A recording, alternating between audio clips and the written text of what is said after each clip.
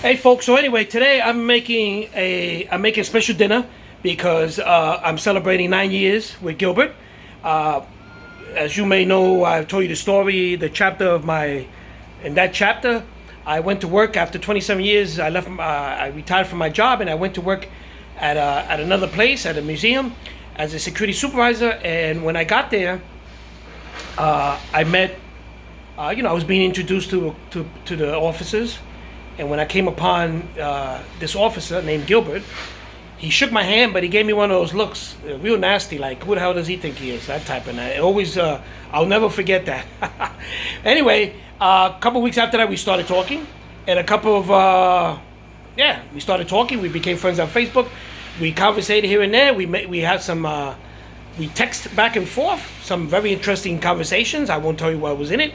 And, we got together and we've been together for 9 years, and we've had, of course, everybody has their ups and downs and arguments and all that stuff, but Gilbert's always been there for me, and he supports my comedy, he supports everything I do, and he's just a great guy. So today we're having a special dinner. We're having steak, and I'm making steak, some ribeye steaks, some shrimps for him, and asparagus and baked potato and all kinds of stuff. But anyway, folks, today I'm making excuse the noise because they're putting up scaffolding in front of my building, and it's horrible.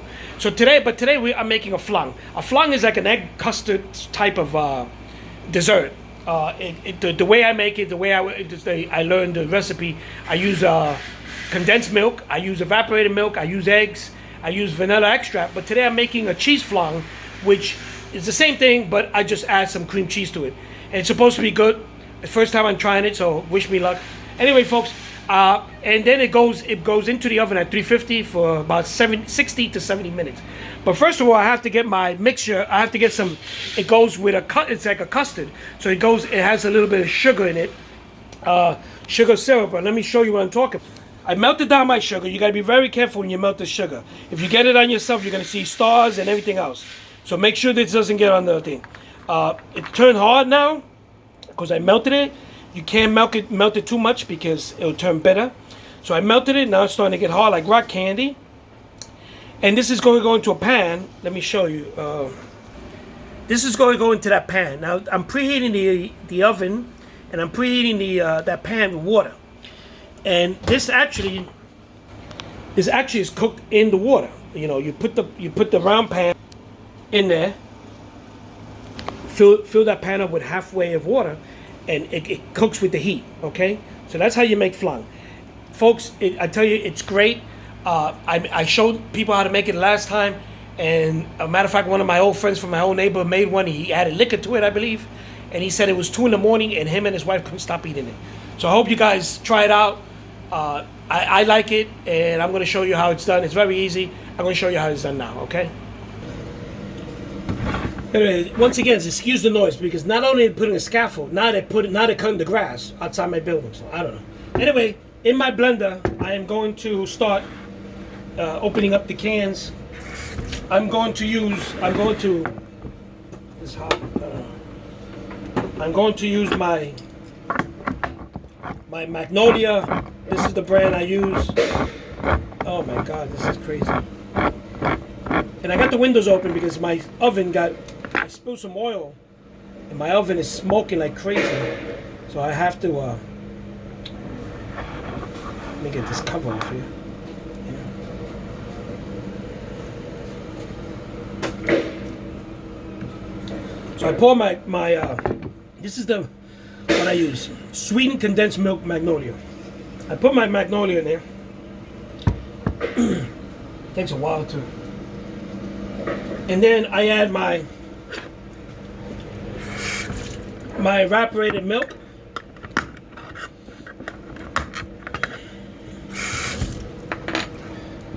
I add my can of Carnation evaporated milk.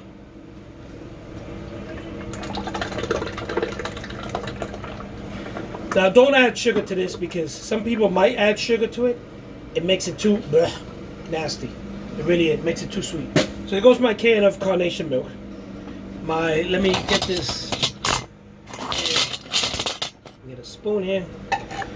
get all of this out. This is very good milk. I'll tell you, you use this for a lot of stuff.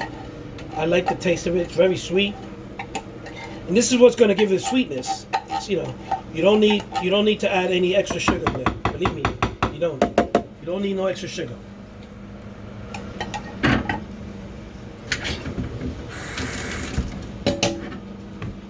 Now, I'm going to throw in my 3 eggs. Now, if you just pop and you throw your egg in it and the egg is bad, then you just ruin the whole mix.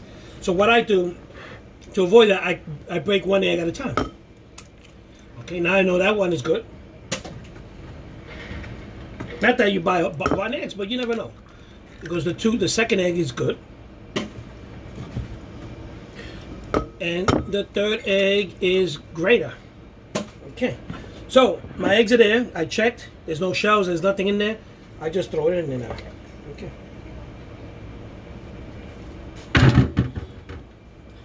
I add my vanilla extract. I use about a tablespoon or 2. 2 tablespoons, I guess. Now, I add you get your Philadelphia cream cheese.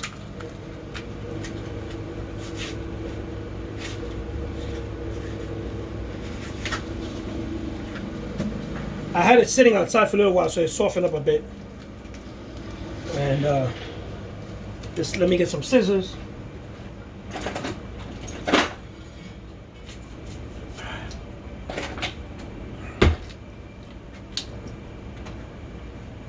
And there you go. And you put it in here. The Philadelphia cream cheese in there. A whole block. This should be good. Get in there. I know you don't want to get beaten. Get in there. Okay.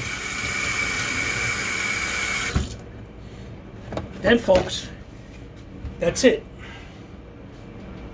Everything is blended. Remember, don't put no sugar in it. So you got the Magnolia condensed milk.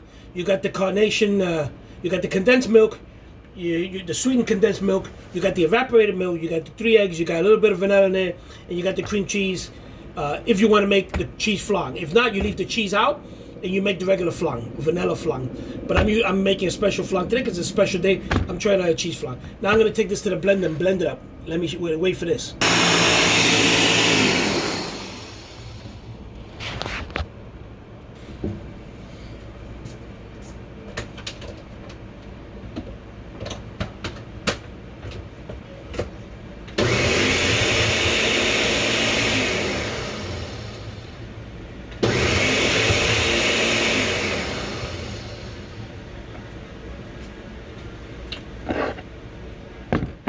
Okay, folks, there goes my mix,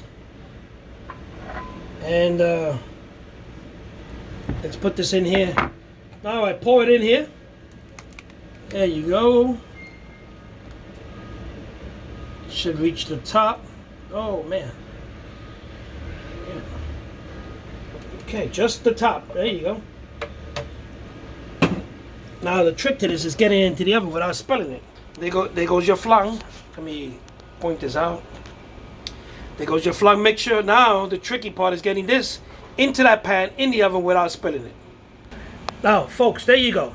So the pan is in there, halfway with water, if you can see that, and the flan is in there. And I'm gonna set it at 350, and we should be done.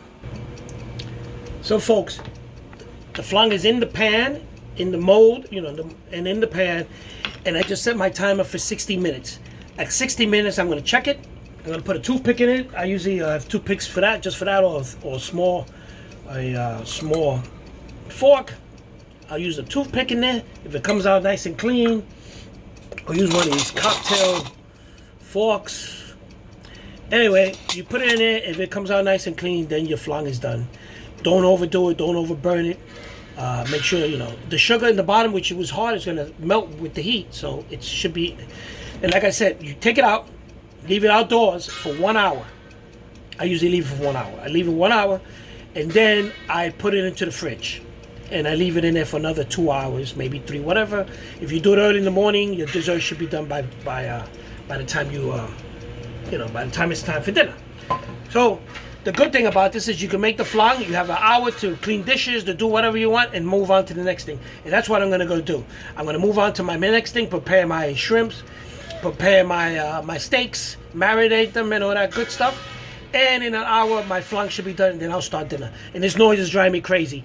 Like I said, they're putting up a scaffold outside my window, and they're also cutting the grass. So today's Monday. I guess everybody's doing something. Anyway, folks, that's been Cooking Flan with Chef Jesse.